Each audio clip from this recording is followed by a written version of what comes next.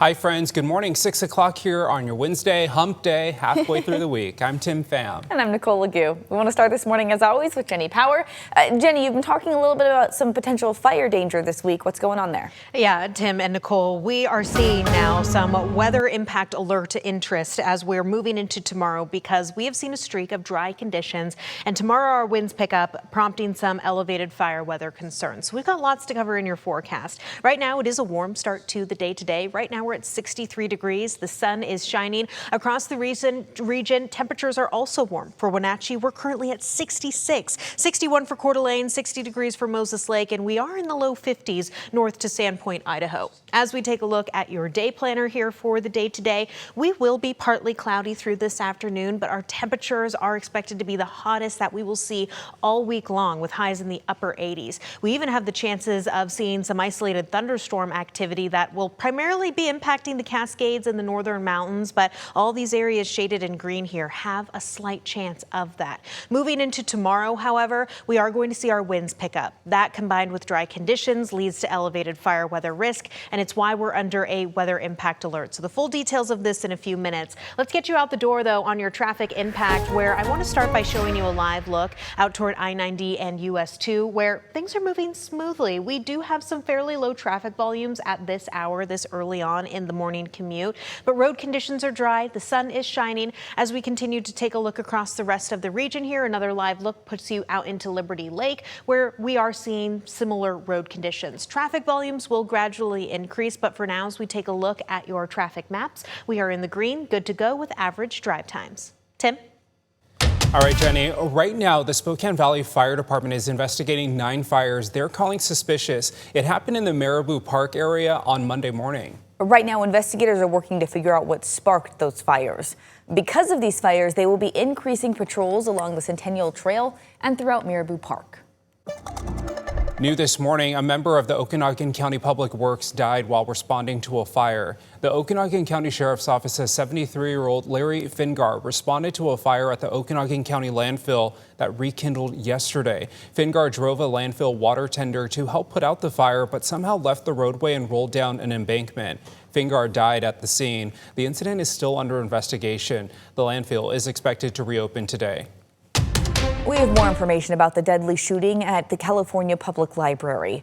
Police say a teenager was the shooter and was inspired by Columbine.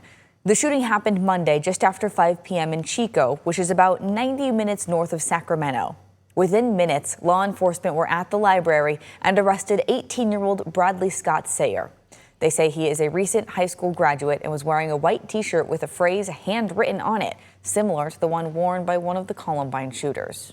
He did a walkthrough without a weapon first, right? Left his car, went inside the library, did a walkthrough. Then he came back to his vehicle, opened his trunk, and took out his shotgun. Authorities say the 18-year-old fatally shot 2 adults in the head. He also allegedly injured a young child, and a teenage girl had minor injuries from broken glass and was taken to the hospital. Well, today here locally, a school counselor is expected to testify in the trial for an alleged hazing incident at a Meade High School football camp. Yesterday, one of the students involved took the stand, as well as his family members and family members of another student. Out of respect and the privacy of the victims, the court requested no recording, but our reporter was there in the courtroom when one of the victims gave an emotional testimony. He described the embarrassment, shame, and the suffering he's had to deal with for months. He also says one of the assailants apologized to him, but he says he felt used. The 2 mothers spoke about their children's state of mind before and after the event, both saying they went from loud and energetic kids to quiet and withdrawn. The defense questioned one of the moms about why their family did not take her son to therapy for PTSD. She says it was partially for financial reasons. Closing arguments could happen tomorrow. A jury is now deliberating the case of the former Spokane County Sheriff's Sergeant. Prosecutors say Clay Hilton beat Kevin Hinton so badly in 2023, the jail refused to book him. They argued his use of force was not justified. The defense, though, said it was consistent with Hilton's law enforcement training. First, there was a lack of de-escalation. There actually was escalation in this matter. There was a threat. You're going to get hurt. You're involved in what turned out to be, in the eyes of Sergeant Hilton, a potential life-ending environment. If you lose a fight, it's your last fight. your gun gets taken and you get killed. Every fight a law enforcement officer gets in, they carry with them that burden. Prosecutors say Hilton falsified his arrest report, knowing he handled the situation wrong. The defense questioned Hinton's testimony and called him a pathological liar.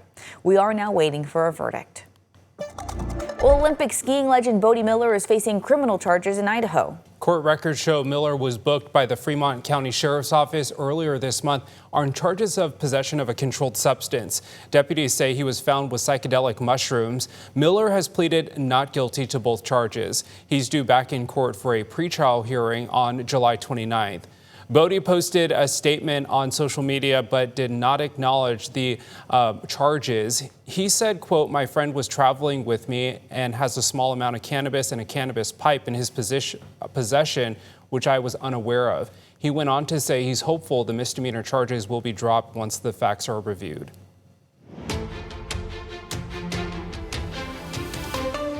Well, it is almost time for the world's largest 3-on-3 tournament, and tonight, a new class of Hall of Famers will join Hooptown history. KREM 2's Brandon T. Jones is live with the details now this morning. Brandon, how many people are getting recognized tonight? Good morning.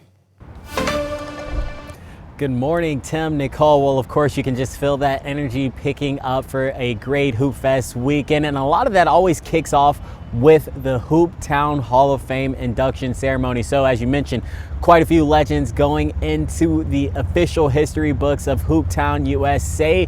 That includes Dan Fitzgerald. That's a name that catches a lot of people's attention. You can take a look at your screen right now. He is a legend around these parts of Spokane. The first coach to lead Gonzaga to an NCAA tournament back in 1995. Fitzgerald, or simply known as Fitz, he is known or viewed as the godfather of basketball here in Spokane. Sadly passed away in 2010, but his legacy, of course, is still living on. The rest of the class is made up of Jeff Brown, a former Meade High School standout and Gonzaga basketball player, Emily Westerberg Love from Central Valley High School and Arizona State University, Kim Ang, a Hoop Fest perennial and former Lewis and Clark High School athlete, and finally the Ferris High School boys classes of 2006 through 2008. So all of them officially going into the history books here at the Hall of Fame induction ceremony. That begins at 6 p.m. tonight. If you can't make it out yourself tonight, you can still come down here all year round, read up on some of the history of these individuals who again are going into the Hall of Fame. For now, though, reporting live here in Spokane, Brandon T. Jones, KREM 2 News.